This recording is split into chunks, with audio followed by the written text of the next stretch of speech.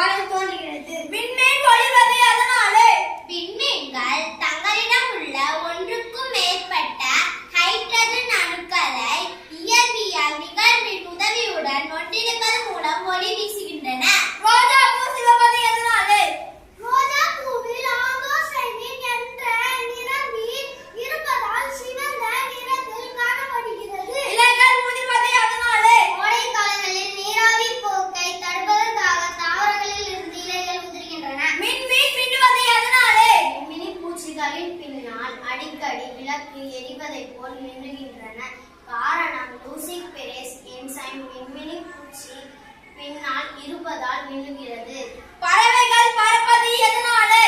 பறவைகள் பறக்க காரணம் அவற்றின் எலும்புகளிலும் இறகுகளிலும் காற்று பைகள் உள்ளன. அவை பறப்பதற்கு உதவுகின்றன.